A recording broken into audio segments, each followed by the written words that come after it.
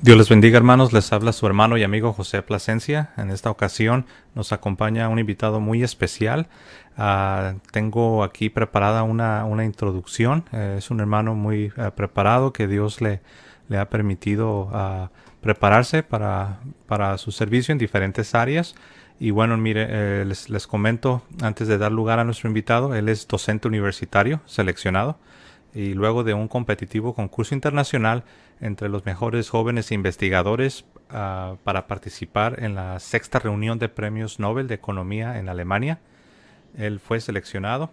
También él es autor, es un autor, y entre sus libros él tiene uno con la pregunta ¿Dios existe?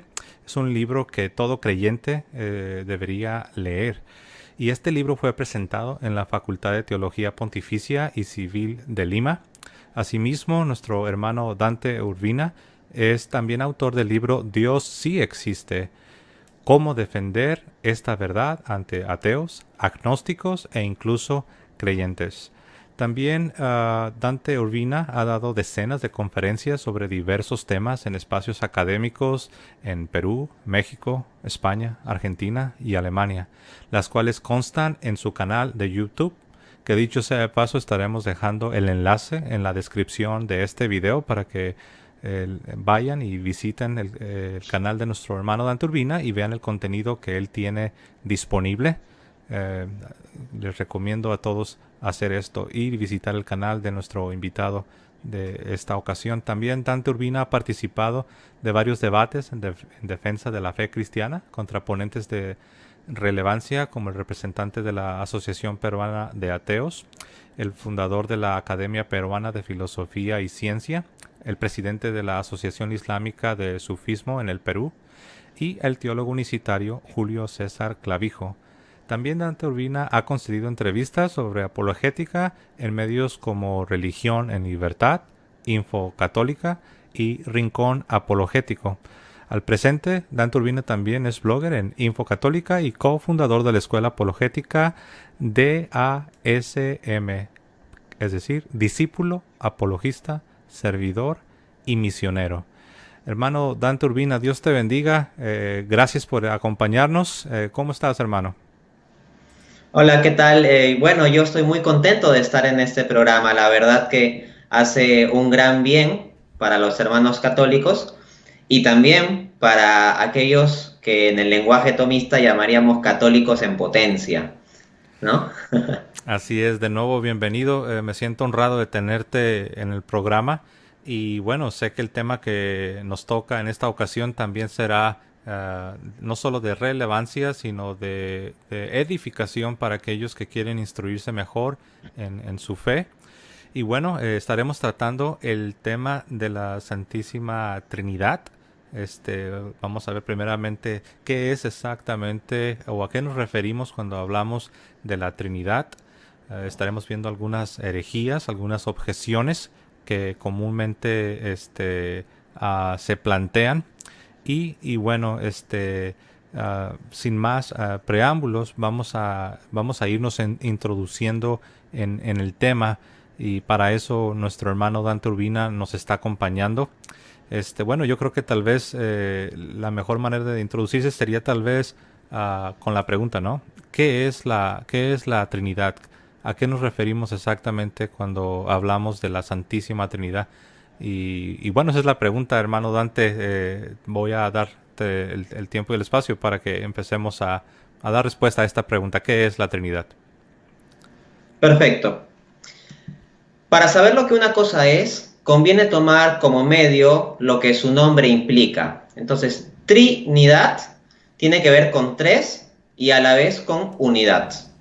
Entonces, la doctrina de la Trinidad es central en el cristianismo. Precisamente, si un judío no se hace cristiano o un musulmán no se hace cristiano, es precisamente por su dificultad con la doctrina de la Trinidad. Pero ese es lo que muestra que lo distintivo, lo esencial de la concepción cristiana sobre Dios es esta comprensión trinitaria. Es eso lo que da su identidad al cristianismo. Dicho esto, podemos entender la Trinidad como la existencia de tres personas divinas, Padre, Hijo y Espíritu Santo en una única esencia divina. De este modo, la Trinidad debe diferenciarse de lo que es el triteísmo. El triteísmo plantearía que habrían tres dioses, tres sustancias divinas, independientes, separadas, etc. En cambio, en la doctrina de la Trinidad lo que tenemos es que Padre, Hijo y Espíritu Santo no es que tengan divinidades distintas, sino que comparten la misma esencia divina y por lo tanto conforman un único Dios. Dicho esto, hay que ser riguroso en plantear las distinciones necesarias y el lenguaje necesario para entender bien esta doctrina. En ese sentido, me permito citar a Santo Tomás de Aquino en la Suma Teológica. Primera parte, cuestión 28, artículo 3. Respuesta. Dice el Aquinate: en Dios hay distinción no en cuanto a la realidad absoluta, que es la esencia, en la cual se da suma unidad y simplicidad, sino en cuanto a la realidad relacionada. ¿A qué nos referimos con realidad relacionada en el ser de Dios? A las relaciones de las personas divinas. Esto es, la relación del Hijo respecto del Padre es la filiación, es hijo del Padre. La relación del Padre respecto del Hijo sería la paternidad. Y asimismo, lo que se entiende en la fe católica es que el Espíritu Santo procede del Padre y del Hijo por expiración. Entonces lo que tenemos es que las personas divinas tienen un conjunto de relaciones. Y la mejor forma de entender la Trinidad es desde el amor. Porque si lo que nosotros decimos es que la esencia de Dios implica una Trinidad, es una Trinidad, y por otro lado tenemos en 1 Juan 4:8 que se nos dice que Dios es amor, entonces la esencia de Dios es el amor. Pero el amor existiendo en acto puro, como es que Dios existe, pues existe amando. Ahora bien, si Dios requiriese de algo distinto de sí mismo para realizar ese acto puro de amar y poder ser Dios plenamente de amor y completo, sería un ser contingente. Sería un ser que dependería de un ser distinto para ser pleno, y eso es un absurdo. Entonces lo que debemos plantear es que esta relación de amor es interna al ser de Dios. Y esto precisamente se da con la Trinidad de personas. El Padre existe amando al Hijo. El Padre es ese amor hacia el Hijo. Y el Hijo existe siendo amado por el Padre y amando al Padre. Y a su vez tenemos esa conexión especial de amor, como ya lo notaba San Agustín, que es el Espíritu Santo. En este contexto hay que entender también que cuando hablamos de las personas divinas como personas, debemos sacarnos de la mente un concepto reduccionista de personas como simplemente la persona física. Obviamente no estamos diciendo que Dios tiene cuerpo. Como dice Juan 4:24, Dios es espíritu. Entonces no hablamos de personas físicas, sino de personas metafísicas. Y esto implica que cuando aplicamos el término persona a Dios, cualquier cosa que se refiera al orden de las criaturas en términos de limitación de lo que son las personas, no aplicaría directamente a Dios. Lo que aplica a Dios son las perfecciones de lo que la persona es. Dicho esto, me parece relevante mencionar otra cita de Santo Tomás, que dice en la Suma Teológica, parte primera, cuestión 29, artículo 3, solución 1.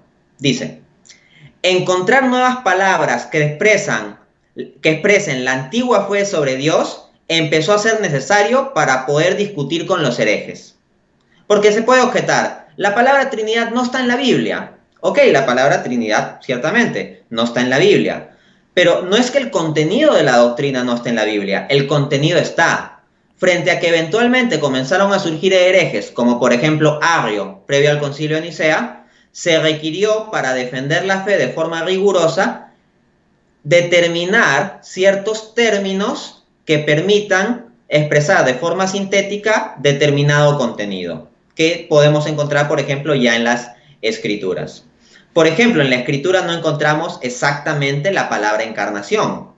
Tampoco la palabra omnisciencia se encuentra en la Escritura, pero aún así, naturalmente, hablamos de la omnisciencia de Dios o de la encarnación del Verbo. Del mismo modo, es legítimo hablar sobre la Trinidad, en tanto el contenido de la doctrina puede ser mostrado bíblicamente. Así es, y qué bueno que has tocado este punto, ya que quizás es de los más comunes a escuchar, sobre todo viniendo del campo del campo protestante principalmente, aunque no exclusivamente. Pero yo creo que este punto que has tocado, ¿no? Que la palabra Trinidad no aparece en la Biblia. Y que por lo tanto se sigue que la doctrina de la Trinidad no es bíblica. Por lo tanto no debería ser abrazada por los creyentes, por los cristianos. Pero como ya has mencionado, hay otras palabras como es omnisciencia y muchas otras que tampoco aparecen de manera explícita en la Sagrada Escritura. Y sin embargo, protestantes y católicos y demás creen que Dios es omnisciente. Y creo yo que este punto ha sido crucial que lo hayas tocado, sobre todo para aquellos que nos están siguiendo, ¿no? Y que no creen que la doctrina de la Santísima Trinidad deba ser abrazada y creída por los cristianos. Entonces ese argumento de decir que porque no aparece la palabra Trinidad en el texto sagrado, si prueba algo, como se dice, estaría probando demasiado, porque hay muchas otras palabras que tampoco aparecen en el texto sagrado. Sin embargo, todo cristiano, sin importar si es protestante o es católico, estaría creyendo en esos conceptos, como bien lo dijiste, la omnisciencia. ¿Qué cristiano no cree que Dios es omnisciente? Todos lo creemos. Sin embargo, la palabra no aparece en la Sagrada Escritura.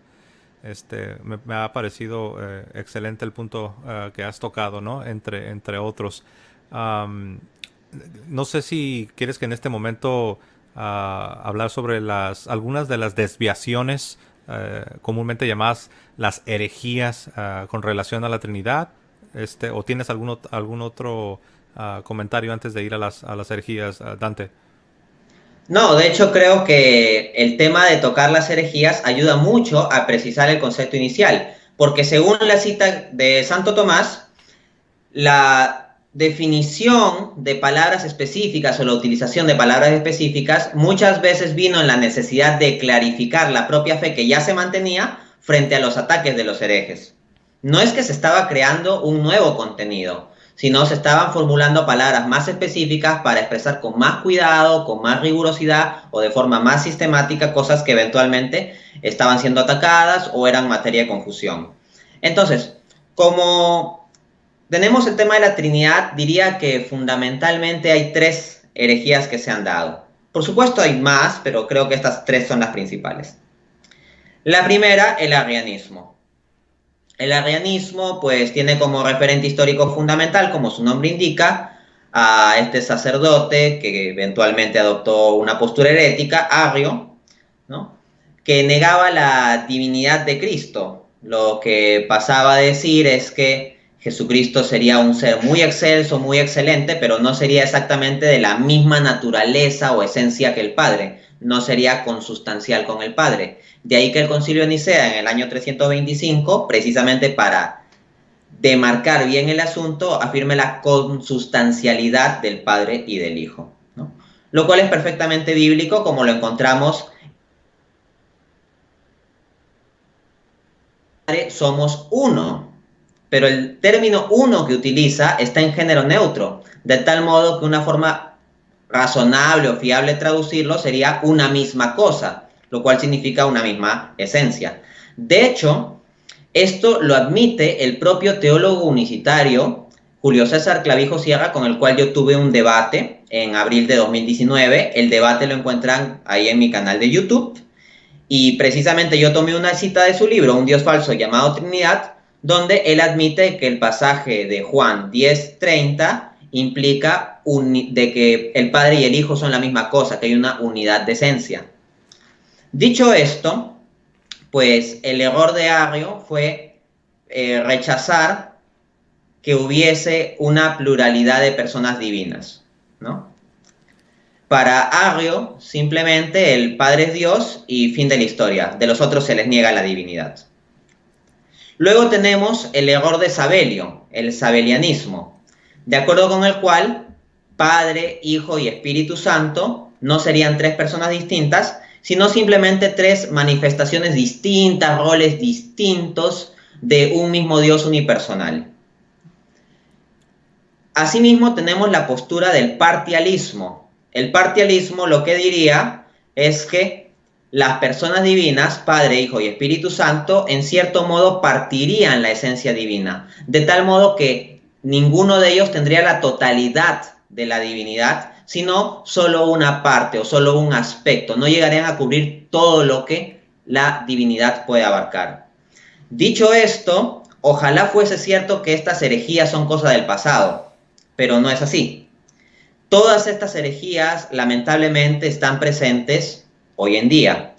En el caso del arrianismo, pues creo que todos estamos al tanto de que los testigos de Jehová están vinculados a ese tipo de postura.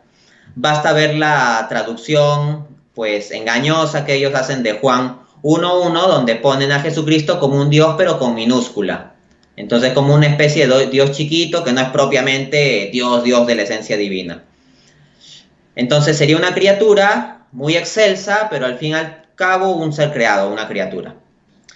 En el caso del sabelianismo, también conocido como monarquianismo, existen algunas sectas que han caído precisamente en ese tipo de herejía. Por ejemplo, los llamados pentecostales del nombre, o en conjunto lo que son las iglesias unicitarias. Precisamente el debate que yo tuve y que había mencionado fue contra un teólogo unicitario. Entonces hay una cierta línea dentro del pentecostalismo, aunque también hay que decir que los pentecostales trinitarios dirían que estos no son parte del pentecostalismo, pero ya depende cómo uno hace la clasificación, si la hace sociológicamente, si la hace teológicamente, esa ya es otra discusión, pero al menos hay una línea dentro del protestantismo que se autodenominan pentecostales unicitarios. ¿Okay? Ellos también niegan la doctrina de la Trinidad, sostienen que Dios es una sola persona y que Padre, Hijo, Espíritu Santo no son personas distintas, sino manifestaciones distintas de una misma persona. Así como, por ejemplo, yo soy, soy profesor universitario, soy hijo y soy esposo, ¿no? Pero soy una única persona. Luego, en cuanto al parcialismo, pues resulta que hay un teólogo y filósofo muy conocido, muy apreciado, que muchos queremos, que es William Lane Craig, que adopta esta postura del parcialismo. En específico, quien quiera verificarlo, vea el libro Fundamentos Filosóficos para una Cosmovisión Cristiana, el cual escribe en coautoría con J.P. Moreland, que es un prominente también apologista cristiano. Hay una parte del libro donde textualmente leemos: "The Father is not the whole good hit", que traducido sería: el Padre no es la totalidad de la divinidad. Pero lo que afirma la teoría trinitaria ortodoxa a lo largo de la historia es que cada persona divina tiene en sí la plenitud de la divinidad, no una parte, sea por partición física o metafísica, no. Cada uno tiene la plenitud de la divinidad. Ahí tenemos, por ejemplo, a Colosenses 2:9, donde se nos dice que en Jesucristo habita corporalmente la total plenitud de la divinidad. Entonces, de Cristo sí se puede decir que es the whole good hit, es decir, la totalidad de la divinidad. No es que haya una parte de divinidad que tiene el Hijo y no el Padre, o una que tiene el Padre y no el Hijo. Ojo, este cuestionamiento respecto de la ortodoxia de la visión trinitaria de Craig, aunque le pueda sonar chocante a muchos, no es un asunto que personalmente yo estoy trayendo aquí simplemente como católico. Prominentes filósofos y teólogos protestantes han cuestionado también la postura de Craig a este respecto. Este asunto no es meramente de católicos versus protestantes. Hay teólogos protestantes que han señalado problemas con la visión de Craig sobre la Trinidad. Dicho esto, para contextualizar, citaré de nuevo a Santo Tomás de Aquino. En la Suma Teológica, parte primera, cuestión 31, artículo 2, respuesta, dice él: cuando hablamos sobre la Trinidad debemos tener cuidado con dos errores opuestos. El error de Arrio, quien sostuvo que en la Trinidad de personas hay Trinidad de sustancias. O sea, claro, una es la sustancia el Padre, otra es la sustancia el Hijo. Sigo con la cita de Santo Tomás. Y el error de Sabelio, quien equiparó la unidad de esencia a unidad de persona. O sea, decir que el Padre y el Hijo son la misma persona, entonces Jesucristo no sería más que el Padre encarnado, que es la herejía de los unicitarios.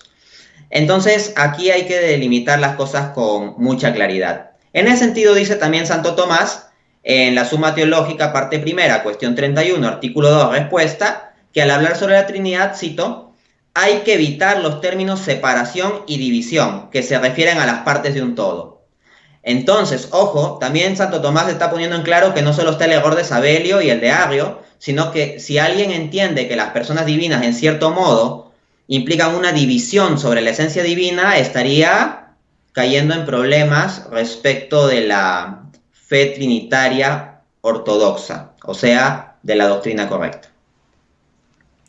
Así es, ahora que te escuchaba hablar sobre estas posturas, son intentos por querer describir el misterio de la Santísima Trinidad, pero son intentos que erran el blanco, esto a la luz de lo que la Iglesia nos ha enseñado, ¿no? Me venía a la mente, por ejemplo, a las personas que llegan a creer, ¿no? Que Jesucristo era 50% hombre y 50% Dios, y 50 más 50 nos da una totalidad de la plenitud, del 100%, lo cual sabemos es un error porque Jesucristo es plenamente Dios, plenamente hombre, por decirlo así, 100% hombre, 100% Dios.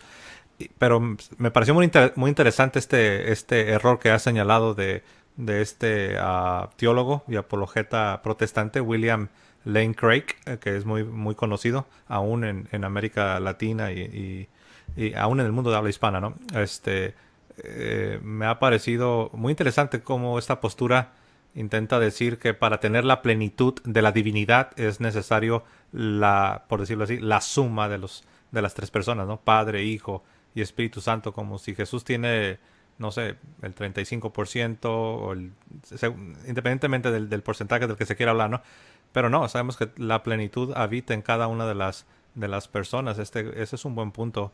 Me ha parecido. Y también me venía a la mente, tú ya has citado Santo Tomás de Aquino, pero me venía a la mente, hay otro pasaje, obviamente tú conoces mejor a Santo Tomás, yo conozco una que otra cita, estoy en proceso de leerme la Suma Teológica, pero todavía tengo bastante trabajo por hacer. Pero hay una parte donde dice que Dios no es compuesto, o sea, Dios no es un ser compuesto. Entonces, si uno comprende esta premisa de que Dios no puedes hablar de Dios como si fuera un ser compuesto. Él es en sí mismo, es pleno y completo. Entonces no puedes hablar de la plenitud como que si el Padre pone una parte, el Hijo pone otra parte. Obviamente, como ya he señalado, eso es caer en un error, ¿no? En una herejía, para decirlo de manera franca. Muy bien. Ahora quizás ya entrando un poco más Yo sé que, como ya lo señalaste, Dante, herejías hay muchas y podemos pasar horas hablando solamente de las herejías, pero hemos diseñado este programa, la estructura es al menos cubrir lo esencial de los puntos relacionados con la doctrina de la Santísima Trinidad. Antes de ir a una de las objeciones, Dante, quiero compartirte una objeción que no la había escuchado yo. Para mí fue una objeción nueva, por así decirlo. Pero te la quiero compartir y solamente escuchar algún comentario que pudieras hacer. Escuché la siguiente afirmación. Esta persona decía, una de las maneras de probar que la doctrina de la Trinidad es falsa es simplemente razonando de la siguiente manera. Y decía esta persona, miren, los apóstoles iban viajando y predicando el evangelio en comunidades judías y después a los gentiles, a los no judíos. Pero él decía, si la Trinidad hubiese sido predicada por los apóstoles, eso hubiera sido un choque cultural tan fuerte ante la mentalidad judía que no tenían una noción de un Dios trino, no tenían una noción de un Dios como una Trinidad. Entonces, el argumento que hacía es lo que le llaman un argumento de silencio. Él dice, como no vemos un escándalo, como no vemos un shock en las comunidades judías del primer siglo, entonces se sigue que los apóstoles no predicaban la doctrina de la Trinidad. De otra manera, hubiésemos visto una gran reacción por parte de estas comunidades judías a las cuales los apóstoles y los demás cristianos estaban llegando a predicar. No sé, ¿qué te viene a la mente? Yo sé que estoy improvisando. Dicho sea de paso, esta pregunta no la tenemos aquí en el script. Pero bueno, no sé si tienes alguna observación para esta forma de razonar, Dante. Bien, la verdad es que veo que parte de una falsa premisa, decir que no hubo una reacción fuerte de parte de los judíos. A ver, en mi trabajo apologético he desarrollado lo que es la fiabilidad histórica del Nuevo Testamento, demostraciones racionales de la fiabilidad histórica del Nuevo Testamento. Entonces, podemos tomar, por ejemplo, el Evangelio de Juan como un documento histórico y nos encontramos con que en muchas ocasiones en que Jesús hizo determinado tipo de afirmaciones, quisieron tomar piedras y matarlo. El punto es que, ¿por qué hubo esa reacción tan fuerte de parte de los líderes judíos respecto a Jesús cuando decía cosas como en Juan 8:58, antes de que Abraham fuese, yo soy? Precisamente porque el hablar en esos términos implicaba un reclamo de divinidad que era chocante para la sociedad judía.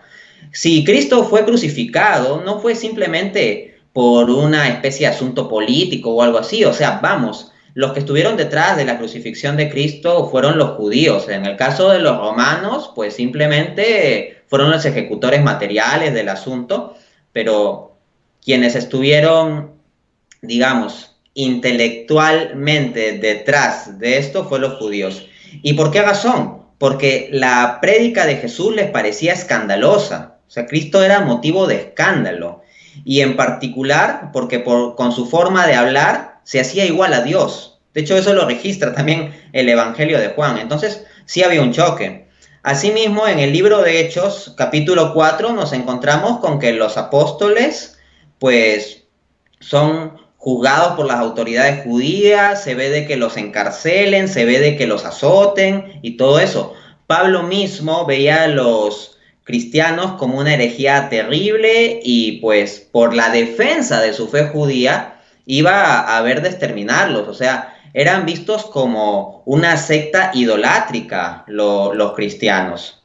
De hecho, si uno revisa la apologética de los padres de la iglesia en el siglo II, la cuestión de la divinidad de Cristo es algo que sale a la luz. Así, por ejemplo, en San Justino Mártir, en los escritos de San Justino Mártir de debate con los judíos, encontramos también argumentos para lo que es la divinidad del Hijo. San Justino Mártir creyó en la divinidad de Cristo y entró precisamente en debate con los judíos. De otro lado, los cristianos eventualmente se ganaron problemas con los romanos precisamente por su creencia fuerte en la divinidad de Cristo, porque el César es Dios, pero si Jesucristo es el único Dios, ya no se puede reconocer al César como Dios. Y esa era una dificultad política que tenían los cristianos respecto a los romanos, o los romanos respecto a los cristianos, como quiera verse, y eventualmente desencadenó persecuciones. Entonces, ciertamente hubo todo un conjunto de reacciones a esto, ¿no? Si lo que se espera es las reacciones, pues las reacciones están presentes. Ya si lo que espera esta persona es, no, es que tuvo que haber más reacción, eso ya es subjetivo. El hecho histórico es que hubo una reacción suficiente como para decir que sí había en el cristianismo un elemento cualitativamente distinto al mero judaísmo. Así es, ¿no? Muy buenas observaciones y repito, aquí saqué al hermano Dante del script. Esta fue una improvisación mía, pero los puntos que has tocado creo que van a ser de ayuda para los que nos están... Sí, de hecho, quisiera agregar algo importante también, que es que el mensaje cristiano que va primeramente hacia los judíos no es aceptado en general por los judíos. La gran mayoría de los primeros miembros de la comunidad cristiana son paganos. Entonces, creo que una muy buena forma de entender que los primeros miembros no hayan sido los judíos a quienes se dirigía primariamente el mensaje, sino los paganos, es que el mensaje era precisamente chocante para los judíos. Así es, y ahí se derrumba hasta los suelos esta supuesta objeción que en la realidad no es muy fuerte, ¿no? Ahora sí, entrando ya más en las objeciones que se desprenden de la interpretación de algunos cristianos no católicos, viene a colación la objeción que ellos intentan fundamentar Dante en el libro del Génesis, en el capítulo 1, el verso 26, donde encontramos la expresión hagamos al hombre a nuestra imagen y semejanza. Ellos dicen que este pasaje de Génesis 1:26 no demostraría la Trinidad, porque en ningún momento en este pasaje se habla de tres personas. Y dicen ellos que no se habla de pluralidad de personas en ninguna parte del Antiguo Testamento. Dante, ¿cómo podemos dar respuesta a esta objeción? Esta objeción a Génesis 1:26 como un pasaje que estaría aludiendo a esta pluralidad en la divinidad, es decir, las tres personas en Dios, la Trinidad. Bien, si fuese una objeción puesta hacia mi tipo de argumentación sobre la Trinidad, lo que yo diría es que comete una falacia de hombre de paja o de blanco móvil, porque jamás yo he sostenido que el solo pasaje de Génesis 1:26 automáticamente prueba toda la doctrina de la Trinidad. El universitario Julio César Clavijo, hubo algunas veces en que él como que me terminaba atribuyendo eso, como que yo plantease que ahí ya se probaba la Trinidad y que por lo tanto, como no se mencionaban explícitamente las tres personas, ya estaba refutado. No, lo que yo hago es construir un caso acumulativo. ¿Cómo es esto? Se muestra que en el Antiguo Testamento hay elementos que apuntan, que dan la apertura, que dan la posibilidad de una pluralidad de personas en el único ser de Dios, y luego complementando con la revelación explícita del Nuevo Testamento se prueba bíblicamente la Trinidad. Porque como digo, la Trinidad es el elemento distintivo del cristianismo. De este modo, si la Biblia para el cristiano no es simplemente el Antiguo Testamento, sino requiere también del Nuevo, y se reconoce que en el Antiguo Testamento solo tenemos sombras y en el Nuevo Testamento viene plenamente la luz, un aspecto pues tan maravilloso el misterio de Dios como es la Trinidad, es razonable esperar que esté solo en formas indirectas, de sombras, etcétera, en el Antiguo Testamento y solo en el Nuevo sea explícito. Entonces, el esperar que explícitamente los hombres del Antiguo Testamento hayan proclamado la Trinidad con una formulación exacta es una expectativa sumamente irrazonable y poco coherente con el hecho bíblico de que el Antiguo Testamento es simplemente sombras del Nuevo, de lo que ha de venir. Dicho esto, pasando al análisis de algunos pasajes del Antiguo Testamento. En el caso de Génesis 1:26, pues se lee que Dios dice, hagamos al hombre a nuestra imagen y semejanza.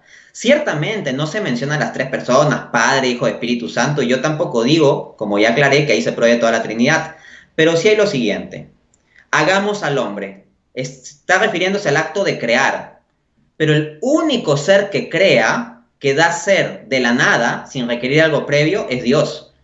El ser humano no crea, en ese sentido teológico. Los ángeles del cielo tampoco crean. El único que crea es Dios. Entonces, si dice hagamos, se está refiriendo a la creación y por lo tanto una forma coherente de entenderlo sería una pluralidad de personas en el ser de Dios que participan del acto creativo único de crear al hombre. Esto sería coherente con la doctrina de la Trinidad. Pero encontramos más señales de la pluralidad de personas. En Salmos 110:1 leemos, dijo el Señor a mi Señor, siéntate a mi diestra hasta que ponga tus enemigos por estrado de tus pies. Sabemos que Señor con mayúscula es la forma en que uno se refiere a Dios en el Antiguo Testamento. Entonces, cuando David dice, dijo el Señor a mi Señor, pasaje que luego cita Jesús en el Nuevo Testamento para probar su propia identidad, estamos viendo, el Señor dijo a mi Señor, o sea, hay una distinción de personas, pero esas personas son divinas porque se le aplica el término Señor. Asimismo, en Jueces 13, del 21 al 22 leemos, Manoa se dio cuenta de que aquel hombre era el ángel del Señor, pues no se les volvió a aparecer ni a él ni a su mujer. Y le dijo a su mujer, con toda seguridad vamos a morir, porque hemos visto a Dios. Entonces, ¿qué se está diciendo en este pasaje? Que a quien habían visto es al ángel del Señor, pero luego el mismo texto bíblico inspirado dice, hemos visto a Dios. Entonces, parece que el ángel del Señor es una manifestación, una epifanía de Dios. Pero resulta que en Zacarías 1, del 12 al 13, leemos, respondió el ángel del Señor, y el Señor respondió al ángel. Entonces, por el pasaje anterior, teníamos que el ángel del Señor parece ser una manifestación de Dios mismo. Pero en otro pasaje vemos al Señor interactuando con el ángel del Señor. Esto podría entenderse como una especie de diálogo intratrinitario entre el Padre y el Hijo. Y podríamos entender al ángel del Señor como manifestaciones del Hijo en el Antiguo Testamento en la forma de cristofanías. Es una posibilidad. Entonces ya hay ciertos elementos que desde el Antiguo Testamento nos abren a la posibilidad de la pluralidad de personas en el ser de Dios. Pero por supuesto se requiere la luz plena del Nuevo para hacer esto de forma concreta. Así es. Y bueno, y hay más pasajes, ¿no? No sé exactamente cuánto tiempo o cuántos pasajes más bien pudiéramos cubrir en el espacio que tenemos, ¿no? Pero aquí tengo bosquejados algunos otros. Por ejemplo, bueno, como ya lo señalaste, nosotros los que creemos en esta doctrina de la Trinidad, creemos que son tres personas en el ser de Dios. Y los que quieren objetar a esta doctrina de la Trinidad quieren utilizar también a Daniel, el libro del profeta Daniel, el capítulo 5, el verso 26, donde se utiliza el griego proposón, que significa, bueno, persona, lo quieren, se le aplica a Dios para decir que esto demostraría que Dios es un ser unipersonal, en oposición a las tres personas que están en la doctrina que creemos que es la doctrina de la Trinidad. ¿Cómo podamos dar respuesta a esta objeción o a esta forma de argumentación que el griego proposón en Daniel 5:26 habla de una persona y de ahí quieren hacer el argumento de que Dios es unipersonal y no tripersonal? Sí, a ver, vamos a examinar esto. En efecto, algunos antitrinitarios buscan ocurrencias bíblicas del término prosopón en el Antiguo Testamento referido a Dios. Entonces, como el término prosopón se entiende como persona, dicen, por lo tanto se está diciendo que Dios es una única persona, es unipersonal, entonces la Trinidad que plantea que Dios es tripersonal no puede ser cierta. Allí cometen una grave falacia, una falacia exegética. D.A. Carson escribió precisamente un libro titulado así, Falacias exegéticas. Y una de las falacias exegéticas es el llamado anacronismo semántico, que consiste en lo siguiente. Cito a Carson. Esta falacia se da cuando un uso posterior de una palabra es leído en la literatura anterior. Entonces, si nosotros investigamos cómo el término prosopón se asocia a persona, vemos que es una palabra griega. Esa palabra griega originalmente se refiere a las máscaras que utilizaban los actores griegos en los teatros. Y primariamente tenía que ver con máscara, faz, rostro, o por implicación podía hablarse de presencia. Luego, con el desarrollo teológico, filosófico de algunas cuestiones, justamente en el marco de la patrística, el término prosopón fue aplicándose pues a la idea de persona ya a un nivel teológico. Pero esa es una utilización posterior. Entonces, el pretender imponer ese entendimiento posterior de la palabra a un texto del Antiguo Testamento, o sea, un texto anterior, es un ejemplo perfecto de la falacia exegética de anacronismo semántico. Dicho esto, nos encontramos con que la palabra prosopón es en realidad polisémica, tiene múltiples significados. Así que cuando los antitrinitarios pretenden hacer un argumento vinculándolo solo a la significación de persona, que de hecho es una significación que se desarrolla posteriormente, construyen un argumento muy engañoso. En particular, nosotros encontramos lo siguiente. Si tomamos una versión de la Biblia como por ejemplo en inglés la New American Standard Bible, que es una Biblia bastante utilizada por ser estándar, lo que nos encontramos en el Nuevo Testamento, que fue originalmente escrito en griego, al menos en su mayoría, la palabra prosopón aparece 76 veces. De esas 76 veces, se traduce al inglés en esa versión utilizando 18 palabras distintas. Es una palabra enormemente polisémica. Y la traducción de prosopón como persona en la versión de la Biblia que estoy refiriendo, que ni siquiera es una versión católica o algo por el estilo, pues aparece 2 veces. La traducción de prosopón como persona aparece 2 veces de 76 en el Nuevo Testamento. Es una traducción muy poco frecuente. Las formas más comunes de traducir la palabra prosopón en el Nuevo Testamento son rostro y presencia. De hecho, entre estas dos acepciones ya suman unas 41 veces, o sea, más de la mitad de entre los 18 significados posibles. Dicho esto, nosotros nos encontramos con que el término prosopón entonces puede entenderse como presencia. ¿Y la presencia de Dios en términos de qué se daría? De su esencia. La esencia de Dios es la que trae la presencia de Dios.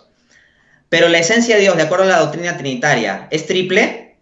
No. De acuerdo a la doctrina trinitaria, la esencia de Dios es única.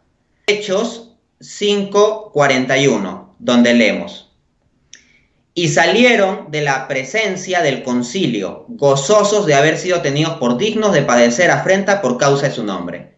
Se refiere a los apóstoles, ¿no?, que habían sido perseguidos precisamente por predicar un mensaje muy chocante para los judíos.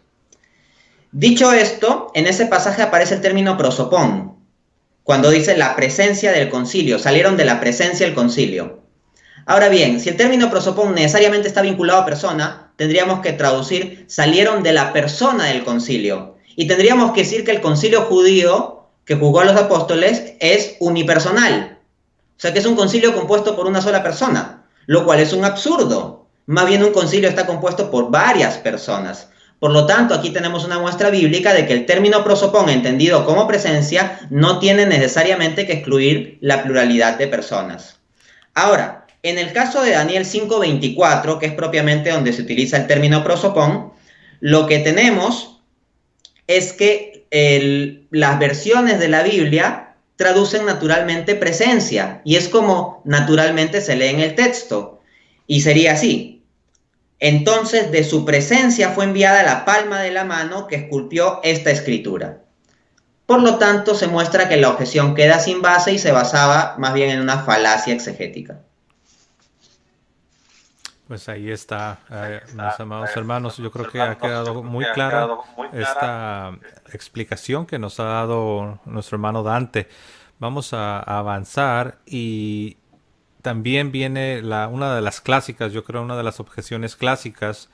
Nosotros sabemos que la doctrina de la Trinidad establece que el Hijo fue engendrado por el Padre en la eternidad. Ahora, la objeción se desprende de este vocabulario, ¿no? El Hijo fue engendrado por el Padre. Y los que son, los que objetan a la doctrina de la Trinidad, o los antitrinitarios, ellos replican diciendo que es imposible creer en la Trinidad, porque al hablar de que el Padre engendró al Hijo en la eternidad, estaría implicando que el Hijo ha tenido un inicio en el tiempo, porque fue engendrado en algún punto, en algún punto no existía y luego fue engendrado. No sé, ¿qué podemos observar a esta forma de objetar o de argumentar en contra de la eternidad del Hijo? Bien. Ese tipo de objeción muestra gran ignorancia sobre lo que verdaderamente dice la teología trinitaria. Porque ciertamente en la teología trinitaria se habla del engendramiento del Hijo, ¿no?, para hablar de su procesión divina. Pero si uno investiga cómo en la teología trinitaria se ha explicado y entendido el término engendramiento, la cuestión queda resuelta. Me permito citar a Santo Tomás de Aquino, Suma Teológica, parte primera, cuestión 29, artículo 3, solución 1. Dice el santo: en las personas divinas, la procesión de la palabra, ojo, cuando se habla de procesión de la palabra se refiere al origen de Jesucristo, del Hijo, ¿no? Del que se dice que es el verbo, la palabra. La procesión de la palabra se llama generación o engendramiento. Para demostrarlo, hay que tener presente que nosotros utilizamos el término generación en un doble sentido. Uno, con carácter general para todo lo reproducible y corruptible. En ese sentido, generación no es más que el paso del no ser al ser. Dos, otro, con carácter propio para los vivientes. Fin de cita. Lo que luego aquí nos va a explicar, y lo que siempre hemos mantenido los trinitarios, es que cuando decimos que el Hijo es engendrado por el Padre, no lo es bajo el primer sentido, de pasar del no ser al ser. Porque lo que pasa del no ser al ser es lo creado, y el Hijo no es creado, es más bien increado. Lo que decimos es que el engendramiento se refiere a la relación del carácter propio de vida que se comparte. ¿Cómo es esto? Un tigre que engendra, no un cerdo o un ser humano. Los tigres engendran tigres. Los humanos engendramos humanos. Los gatos engendran gatos. Es decir, hay una transmisión de la misma naturaleza. Por lo tanto, cuando decimos que el Padre engendra al Hijo, no nos referimos a un origen temporal del Hijo o un paso del no ser al ser como si fuese creado, sino a que el Padre y el Hijo comparten una misma naturaleza, que el Padre comparte eternamente su misma naturaleza al Hijo. Y esa naturaleza es eterna, no tiene principio. Y todo esto puede ser sustentado bíblicamente. Por ejemplo, en 1 de Juan 5:20 leemos: estamos en aquel que es verdadero, en su Hijo Jesucristo. Este es el Dios verdadero y la vida eterna. A Jesucristo se le está llamando el Dios verdadero y la vida eterna. Porque dice o sea, justo al que se acaba de referir. Este Jesucristo es la vida eterna. Pero ¿la vida eterna qué es? La vida eterna es eterna. O sea, tiene el carácter esencial de eternidad. De este modo, Jesucristo en su propio ser, porque Jesucristo mismo dijo, yo soy la vida eterna. Jesucristo mismo tiene ese carácter de eternidad que comparte con el Padre. Luego, en Miqueas 5:20 leemos: de ti saldrá el que será el Señor de Israel, y sus orígenes son desde el principio, desde los días de la eternidad. Entonces, el origen del Hijo, ¿no? Aquel que va a venir y será Señor de Israel, que saldrá de Belén y todo eso, el Hijo tiene su origen no en el tiempo. No es que hubo un tiempo en que no fue, como suponía Arrio, no, sino dice desde los días de la eternidad. Y tener origen desde los días de la eternidad significa que no tiene ningún punto de inicio, siempre es. De hecho, esto queda muy claro en la carta a los Hebreos, capítulo 7, versículo 3, donde leemos que Jesucristo no tiene principio de días ni fin de vida. Entonces, cuando se dice que sus orígenes son de la eternidad, eso debe vincularse a que no tiene principio de días, o sea, no tiene ningún origen temporal. Cuando hablamos de su origen nos referimos a su relación eterna con el Padre. Finalmente, tenemos a Hebreos 1:5, donde la Biblia utiliza el término engendrado. Este no es un término que yo me estoy sacando debajo de la manga. Dice: porque a cuál de los ángeles dijo Dios jamás, tú eres mi hijo, yo te he engendrado hoy. Entonces, ahí directamente se habla del engendramiento. El Hijo es engendrado por el Padre. Pero analicemos lo siguiente. Dios Padre, para ser Padre, ¿podría ser propiamente Padre sin tener un Hijo? Dios Hijo, para ser Hijo, ¿podría ser propiamente Hijo sin tener un Padre? Pero resulta que sabemos que el Padre es eterno. Entonces, el carácter esencial eterno del Padre requiere también de un carácter esencial eterno del Hijo. Por lo tanto, el Padre y el Hijo son coeternos. En consecuencia, tenemos una postura filosóficamente consistente y bíblicamente coherente. Algunos antitrinitarios han pretendido ridiculizar esta cuestión del engendramiento eterno del Hijo como que Dios se embarazó a sí mismo. Eso es una enorme falacia ad ridiculum y muestra un muy bajo nivel de comprensión y poco interés en leer la postura trinitaria. Porque el engendramiento de la persona del Hijo jamás ha sido planteado como un tema físico en la cuestión de la Trinidad. Nunca se han dicho que el Padre como que se embarazó físicamente a sí mismo. Esas son tonterías. Lo que se ha mantenido comúnmente, y esto puede verificarse, por ejemplo, en el modelo trinitario de San Agustín o el modelo trinitario de Santo Tomás, es que la procesión del Hijo es como palabra y es una procesión intelectual, análoga a cuando nosotros engendramos una idea. Una idea. Ahí no hay ninguna interacción física, ni decir que está embarazado o algo por el estilo. La generación de la palabra es una generación intelectual metafísica, de grado sumo en el ser de Dios. Muy bien. Bueno, yo creo que quizás para ir entrando a la recta final, quizás quisiera ah, invitarte, Dante, a un pasaje, y ahora me voy a enfocar particularmente. Yo creo que si alguien está viendo este programa, quizás está diciendo, no, pues sí, todo eso está muy interesante, ¿no? Está muy bien, pero realmente hablar de este tema, hablar de esta doctrina, es algo práctico, es algo que el cristiano de a pie, por así decirlo, realmente lo necesita tener muy presente, a lo cual respondemos que sí. No solamente esto, como ya lo ha señalado nuestro hermano Dante una y otra vez, esto es lo más distintivo de lo que significa ser cristiano, un cristiano ortodoxo, en el sentido de un cristiano que abraza la doctrina, la fe de la iglesia, no que está creyendo a su propia interpretación. Entonces lo que distingue al cristiano que tiene la fe de la iglesia, es precisamente quién es Dios, la esencia de Dios que está plasmada en la doctrina de la Trinidad. Entonces también esto es muy práctico. Este tema yo sé que lo podemos hablar desde diferentes perspectivas. Incluso no hemos tocado, nuestro hermano Dante lo mencionó, pero no profundizamos en cómo en todo lo que es la historia de la salvación vemos a la Trinidad, Padre, Hijo y Espíritu Santo llevando a cabo la redención desde la creación y después todos los arreglos de la redención.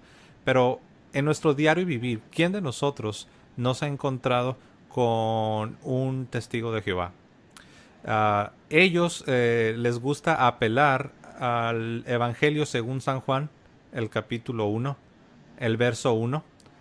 Y nosotros sabemos que ellos constantemente apelan a este pasaje porque ellos están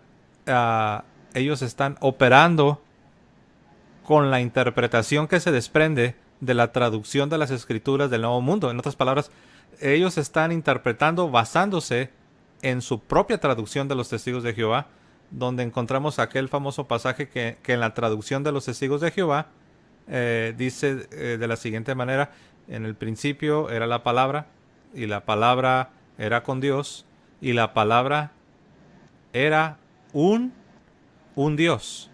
Entonces ellos utilizan este pasaje para decir, ¿ves? Jesucristo no es el Dios, no es el Todopoderoso, no es la deidad, sino que Él es un Dios. ¿Qué te viene a la mente, hermano Dante, cuando en tu interacción quizás con algunos testigos de Jehová, o cuando escuchas esta forma de argumentar, sobre todo basada en una traducción de esta índole? Bueno, supuestamente ellos son muy bíblicos, pero si fueran tan bíblicos, lo que se daría es que ellos adecuarían sus doctrinas a lo que dice la Escritura. Pero más bien me encuentro que sucede al revés.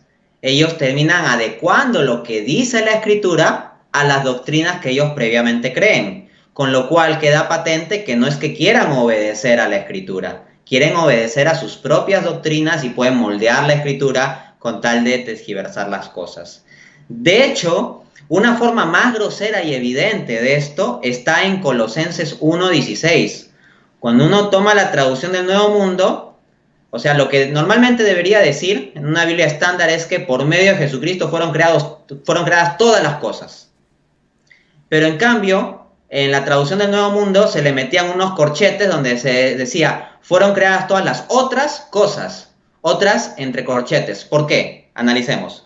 Si lo que dice el texto originalmente es que por medio de Jesucristo fueron creadas todas las cosas, significa todas las cosas. O sea, todo lo creado fue por medio de Jesucristo, lo cual implica que Jesucristo no es parte de lo creado. Porque si todas las cosas fueron creadas por Él, entonces Él no está en ese paquete, por decirlo así. Entonces, precisamente para escapar de esa inescapable implicancia lógica del texto, los testigos de Jehová le meten otras cosas porque ellos consideran que Jesucristo sí es un ser creado. Pero el corchete con las palabras otras no aparece en ningún manuscrito antiguo. Es una inserción que ellos están realizando, ¿no? Entonces, si pueden tener esa falta de respeto para con la escritura en ese momento, esperar una traducción fiable de Juan 1.1 u otro tipo de pasajes, pues es poco razonable. Así es. Y bueno, en cuanto a Juan 1.1, que se entiende, ¿no? Deduciendo por el comentario que has hecho, pero en Juan 1.1, ¿existe base en el texto griego para traducir en el principio era la palabra y la palabra era con Dios y la palabra era un, con el artículo, ¿no? Era un Dios, hasta donde tú sabes, hermano Dante, en el texto griego encontramos base para traducir con el artículo un Dios. Realmente no hay base para traducir un Dios.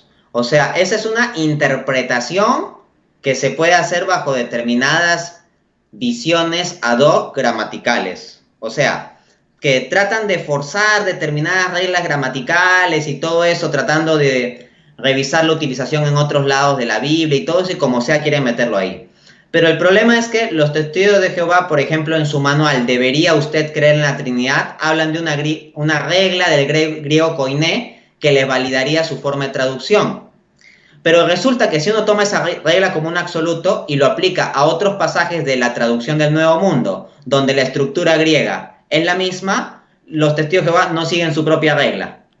Entonces, si ni ellos mismos son consistentes con esa supuesta regla del griego koiné para agregar el artículo indeterminado en su propia traducción del Nuevo Mundo, pues no habría por qué hacerle mucho caso. O sea, si la regla fuese tal, ellos al menos serían más consistentes, ¿no? De todos modos, hay que decir que el poder citar a un autor que diga que tal traducción sería posible, etcétera, eso siempre va a poder ser porque hay autores de todas las posturas, para todos los gustos. Vamos, hasta hay teólogos ateos, ciertamente, en el mundo académico. Entonces uno puede encontrar de todo, pero aquí no basta con simplemente citar a tal o cual teólogo particular o estudioso particular, sino lo que hay que ver son los criterios mismos con base en los textos, y ahí la postura de los testigos no sale bien parada. Así es.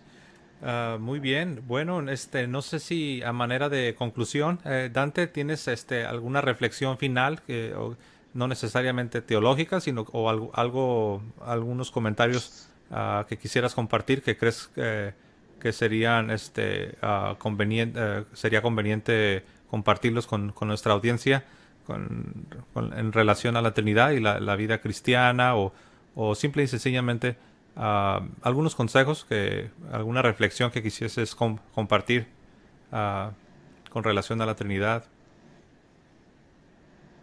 Sí, a ver, en primera instancia, que el misterio de la Trinidad primeramente está para adorarlo. O sea, tenemos que adorar a Dios. Nosotros tenemos que entrar con un espíritu de reverencia ante esto. Y una vez en que uno entra en una relación estrecha con Dios, va a poder comprender mejor el misterio trinitario. En ese sentido, una clave que yo daría es lo que había dicho al principio. La Trinidad hay que entenderla desde el amor. Cuando uno comienza a entender la naturaleza relacional intrínseca de lo que es el amor, de ir hacia el otro, pues lo aplica esa plenitud de amor en el ser de Dios, en el ser de lo que Dios es independientemente de cualquier cosa, y entonces comienza a encontrar cómo Dios maravillosamente existe como amor. El Padre amando plenamente al Hijo, el Hijo siendo plenamente amado por el Padre, el Hijo amando plenamente al Padre, y esa conexión especial de amor personal que es el Espíritu Santo. Entonces, cuando nosotros comenzamos a entender las cosas a partir del amor, pues muchos conceptos que pueden ser complejos comienzan a hacérsenos más claros. Asimismo, yo animaría bastante a los que discuten contra antitrinitarios que sean capaces de cuestionar las premisas que los antitrinitarios utilizan. No debemos caer en el juego de ellos de aceptar sus premisas y tratar de resolver sus objeciones aceptando sus premisas. Doy brevemente dos ejemplos. A ver, uno. Por ejemplo, los unicitarios, ¿no?, sostienen que Jesucristo no es más que el Padre encarnado, porque el Padre y el Hijo no serían personas distintas, sino simplemente manifestaciones distintas de un mismo Dios unipersonal. Entonces, dicen que el Cordero de Dios que Juan el Bautista reconoció no sería más que el Padre encarnado, porque en Isaías 40, del 3 al 10, leemos: una voz clama en el desierto, preparen el camino de Yahvé, he aquí que Yahvé vendrá con poder. Entonces los unicitarios razonan: bueno, miren, acá se está diciendo que el Padre vendrá con poder, luego Juan el Bautista es la voz en el desierto que preparaba el camino del Señor, y luego viene Jesús, por lo tanto Jesús sería el Padre encarnado. Aquí se está cometiendo la falacia de asumir que Yahvé es única y exclusivamente el Padre, cuando en la teología trinitaria siempre hemos mantenido que Jesucristo, por derecho propio, es también el Yahvé, porque Yahvé no significa más que yo soy. Y Jesucristo mismo dijo en Juan 8:24, si no creyereis que yo soy, en vuestro... Dicho esto, entonces, cuando en Isaías se dice, preparen el camino de Yahvé, eso no excluye que sea el Hijo, porque el Hijo también es Yahvé. No hay necesidad de que sea el Padre. Y cuando nosotros revisamos con más atención determinados textos de la Biblia, como los textos de las parábolas, nos encontramos también patrones interesantes. Hay que estar atentos también a esos textos como las parábolas, no solo irnos a los que parecen tener un significado teológico más explícito. Por ejemplo, hay la palabra de los labradores malvados, donde el dueño de una viña no fue a tomar justicia, o mejor dicho, envió a unos criados para que vayan a su viña a hacer frente a unos labradores que se habían apoderado de la misma. En particular, en la parábola leemos en Lucas 20:13. Entonces el dueño de la viña dijo: ¿qué haré? Enviaré a mi hijo amado, quizá a él lo respeten. Entonces, ¿qué implica la parábola? El dueño de la viña sería la persona, el padre, y no dice, voy a ir yo mismo. No es el padre el que se encarna. Lo que dice la parábola es, enviaré a mi hijo. O sea, está enviando a otra persona. Entonces, Jesucristo es una persona distinta al Padre, pero como comparten la misma esencia, es también el mismo Yahvé viniendo por nosotros. Entonces, ahí ya tendríamos dos consejos. Uno, no asumir la premisa de los críticos de la Trinidad. Y dos, tomar también atención de textos como las parábolas. O sea, hay textos donde uno no se espera que pueda haber implicancias para la doctrina de la Trinidad, y sí las hay. Para cerrar, otro ejemplo. Para mostrar que el Hijo es eterno, normalmente los trinitarios citamos Miqueas 5:2, donde se dice, como ya cité, que los orígenes de él son desde los días de la eternidad. No obstante, a veces los unicitarios pretenden replicar a esto diciendo que ahí se está hablando del Padre, porque justo en el versículo anterior se dice que es el juez de Israel, ¿no? En Miqueas 5:1 se dice que es el juez de Israel.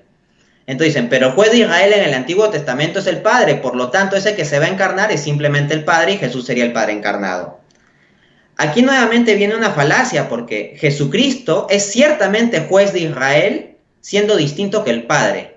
Y esto lo podemos demostrar con Juan 5:22, donde Jesús dice, porque el Padre a nadie juzga, sino que todo el juicio lo dio al Hijo. Entonces estamos viendo la distinción de personas, porque dice que el Hijo juzga, no es el Padre el que juzga, pero al mismo tiempo este Hijo que va a juzgar, pues va a juzgar a Israel, va a juzgar al pueblo de Israel, y por lo tanto es ese Yahvé que es el juez de Israel. Entonces aquí vemos cómo nunca debemos asumir la premisa del que nos está haciendo la crítica. Muchas veces lo que tenemos que hacer es escarbar bajo los supuestos previos de lo que está haciendo. Por lo tanto, lo que he de decir es que el tema de la Trinidad ciertamente es complejo porque nos metemos en el misterio de Dios y hay que meternos con el respeto debido, lo cual implica rigurosidad intelectual, honestidad, estudio y bastante oración, ¿no? Eso es fundamental. Y cuando las cosas se entienden desde el amor, todo se hace más fácil. Así es, no, pues nos has dado bastante, bastante para meditar. Obviamente algunas de estas cosas quizás ya las conocíamos y ahora las hemos estado refrescando, algunas quizás no, pero bastante, nos has dado bastante para meditar y reflexionar, sobre todo lo último que has recalcado, que debemos de entender la doctrina de la Trinidad a la luz de la esencia divina que es el amor. Y me ha encantado, ¿no? Cómo lo has expresado. El Padre como el amante, el Hijo como quien es amado y también recíprocamente amando al Padre en esta esta relación de amor en el Espíritu Santo, ¿no? Como el amor mismo, ¿no? Padre, Hijo y Espíritu Santo, esta relación trinitaria interna. Vemos ahí una comunidad divina, por así decirlo, algo hermoso, ¿no? Las palabras no alcanzan, creo, ¿no? Y ese es el misterio. Escuché a alguien decir, no, ustedes trinitarios, cuando ya no saben qué decir, meten ahí el misterio. Y la persona esta arguía que hablar de misterio con relación a la Trinidad era una forma de esquivar o eludir las objeciones que ellos comúnmente nos hacen, ¿no? Pero no, simplemente es la esencia de Dios. El hombre no puede comprender, no puede sondear todo lo que es el misterio divino. Entonces, querer decir que hablar de misterio es simplemente eludir, el utilizar argumentos razonables, pues simplemente no tiene fundamento. A Dios no lo puedes explicar del todo, no lo puedes comprender del todo. Entonces, creemos lo que la Iglesia nos enseña, porque Cristo para eso la instituyó, para ir y hacer discípulos a todas las naciones, y por eso es que creemos lo que la Iglesia nos ha enseñado, y obviamente eso está fundamentado, lo vemos en la historia, está obviamente también evidenciado en la Sagrada Escritura, en la tradición de la Iglesia, de la tradición sagrada, y bueno, los argumentos están ahí, ¿no? Pero obviamente al final del día, como bien lo ha dicho Dante, estamos delante del misterio más grande, el misterio divino de la Santísima Trinidad. Hay algo que no mencioné al principio, para aquellos que no lo saben. Dante es un converso. Bueno, voy a dejar que él quizás nos dé unas palabras. Y de la mano con el proyecto, si esto lo quieres aunar con el proyecto en el que estás trabajando, si nos quieres hablar, lo conectas con este proyecto, con tus libros, y bueno, si nos quieres compartir brevemente, Dante. Sí, bueno, en efecto, como es propio de los participantes en general de este canal, pues soy un converso al catolicismo. En mi caso, todas mis investigaciones sobre cuestiones de filosofía, teología y relacionadas se dieron porque yo, pues, al querer dar un sentido a mi vida, me dije, el sentido de mi vida va a ser buscar la verdad y encontrarla. Luego me dije, pero para encontrar la verdad, primero hay que destruir la mentira. Y la mayor mentira de todas es la Iglesia Católica. Eso fue lo que me dije. Y entonces comencé a investigar distintas posturas, comencé a leer sobre posturas filosóficas como el ateísmo, el agnosticismo, el liberalismo, etcétera, etcétera, marxismo, todo eso. Luego también diversas posturas religiosas, el islam, el budismo, el hinduismo, el judaísmo, el taoísmo, etcétera, etcétera. Y dentro del propio cristianismo comencé a meterme de lleno en ver todas aquellas posturas teológicas con las cuales yo pudiera tomar elementos para atacar a la Iglesia Católica. Así pues, me familiaricé bastante con la teología protestante, he leído directamente a los autores protestantes más prominentes, históricamente hablando. También revisé lo que son sectas como los Testigos de Jehová, los Adventistas, los Mormones. Por supuesto, también vi lo que es la Iglesia Ortodoxa griega u oriental, Entonces hice un amplio recorrido para juntar los elementos intelectuales que me permitan destruir del mejor modo a la Iglesia Católica.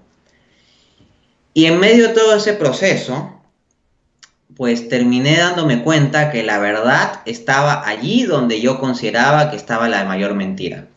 Resulta que mientras más profundizaba, mientras más estudiaba de forma en lo posible rigurosa, sincera y tratando de ver bien también lo que decía la Iglesia Católica, y ahí me encontré con la Suma Teológica de Santo Tomás de Aquino, me comencé a dar cuenta que había una mayor solidez, amplitud y profundidad en esa visión que en cualquiera de las otras visiones que yo había estado estudiando o queriendo utilizar para destruir al catolicismo.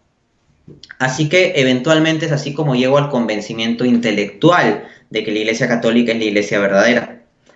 Unos pocos meses después ya también viene lo que es mi conversión en un sentido espiritual, personal, existencial. Y a partir de ello tomo la decisión de que voy a utilizar todo lo que he aprendido en ese camino para destruir la Iglesia Católica, más bien para defenderla frente a todas aquellas ideologías, doctrinas, posturas que yo había estudiado antes para destruirla. Y eso es lo que me ha llevado a la apologética, ¿no? A todo este compromiso con la apologética, en el marco del cual pues ya vengo publicando libros. En el 2016 publiqué mi libro Dios existe, que aborda la cuestión del teísmo filosófico, demostrar de forma racional la existencia de Dios, refutando los principales argumentos ateos, incluyendo a autores como Stephen Hawking, Richard Dawkins, que son los más conocidos, también autores de la historia de la filosofía de peso, como Bertrand Russell, Arthur Schopenhauer, etc. Y pensadores ateos, académicos actuales, como por ejemplo Graham Oppy, o también un ateo muy hábil que es Jeffrey J. Loder. Luego, en 2018, publiqué el libro ¿Cuál es la religión verdadera?, donde una vez demostrado que Dios existe, se pasa luego a mostrar que se ha revelado en la persona de Jesucristo. Con base principalmente a argumentación histórica, muestro que el Nuevo Testamento es históricamente fiable, que Jesucristo es efectivamente Dios, que Jesucristo realmente, históricamente, resucitó entre los muertos, y asimismo realizo refutaciones de las religiones no cristianas, como el hinduismo, el islam, el judaísmo, etc., tratando de tomar las propias fuentes de estas religiones. Así, por ejemplo, cuando voy a refutar el islam, hago análisis del propio Corán, cito textos directos del Corán y los analizo, ¿no? También del budismo y del hinduismo trato de citar en lo posible sus textos autoritativos. Y la tercera fase en mi trabajo apologético sería, una vez probado que el cristianismo es la religión verdadera, tenemos un problema, que hay múltiples denominaciones que se proclaman el auténtico cristianismo, el auténtico y pleno cristianismo. El objeto de mi tercer libro, por lo tanto, será demostrar que la Iglesia Católica es el verdadero y pleno cristianismo, que en ella subsiste la verdad de Cristo en plenitud.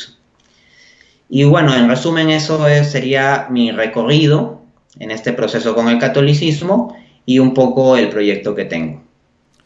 Pues ya han escuchado, hermanos, esa es la razón, como nuestro hermano Dante todavía está trabajando en esta trilogía, es por eso que nos ha dado el resumen de su relato de conversión, pero ya en el futuro cercano, una vez que esta trilogía esté ya terminada y publicada, lo vamos a tener de regreso, porque yo sé lo que están pensando. Ustedes que nos están siguiendo, no, pues que se brincó todos los grandes detalles. Necesitamos escuchar la historia completa, el viaje que nuestro hermano Dante ha tenido al seno de la Iglesia Católica. Y sí, estará sucediendo esto en un futuro, ya que nuestro hermano haya terminado con su proyecto, con esta trilogía en defensa de no solo el teísmo, no solo el cristianismo, sino particularmente, como ya lo dijo nuestro hermano, su tercer tomo de su trilogía estará tratando por qué el catolicismo es el cristianismo que nuestro Señor Jesucristo ha establecido. Pero bueno, no voy a dar más detalles, pero bueno, te agradezco, hermano, que has tomado tiempo no solo para hablarnos de la doctrina de la Santísima Trinidad, sino también compartirnos de manera breve sobre tu conversión y también compartirnos sobre este proyecto en el que has estado trabajando. Para ustedes que nos siguen, quiero decirles que estaré dejando unos enlaces en la descripción de este video, donde voy a dejar enlaces del hermano Dante Urbina. Y les repito, hermano Dante Urbina tiene un canal. ¿Cómo se llama tu canal de YouTube, hermano? Toda mi información la encuentran simplemente con mi nombre, Dante A. Urbina. En YouTube ponen Dante A. Urbina, sale mi canal y tengo varios debates y todo eso. En Facebook también tengo una fanpage, igualito ponen Dante A. Urbina, buscan en la sección de páginas y ahí le pueden dar like. Semana a semana estoy publicando allí material de mi propia autoría. Gracias. Bueno, ya han escuchado. Solamente vayan al buscador, al YouTube o al Google y pongan Dante A. Urbina. Dante A. Urbina. Bueno, lo voy a señalar en la descripción de este video. Hermano Dante, me queda agradecer de nuevo por el tiempo que nos has regalado. Gracias por las explicaciones que nos has ofrecido, que nos serán de mucha ayuda. Y bueno, sé que no hablo solo no solo hablo por mí mismo, estoy seguro que todos los que están siguiendo este canal están igualmente agradecidos por no solo por el tiempo, sino por todo lo que nos has compartido. Gracias, hermano, te mando un abrazo. Estás en Perú, ¿así es? Ajá, sí. Bueno, ya te saqué del incógnito, ya dije en qué país estás. Bueno, hasta el Perú, te mando un abrazo. Te amamos en el amor de Dios. Y bueno, vamos a esperarte ya que esté terminada tu trilogía. Eres bienvenido, te esperamos aquí con los brazos abiertos. Dios te bendiga, hermano, y todos ustedes que nos siguen, Dios les bendiga. Denle like si les ha gustado, compartan este contenido en sus redes sociales y dejen sus comentarios de gratitud, algunas preguntas que quizás puedan tener, y estaremos leyendo sus comentarios. De nuevo, gracias, hermano. Gracias. Dicen que el que mucho se despide, pocas ganas tiene de irse, y bueno, creo yo que ese es mi caso y el de todos los que nos están siguiendo. Dios te bendiga, hermanos. Dios les bendiga. Hasta luego. Que viva Cristo Rey. Bendiciones a todos. Gracias. Que viva. Amén. Y en tus manos quiero siempre estar. Rindo mi ser a ti, Señor Pastor. Acepta hoy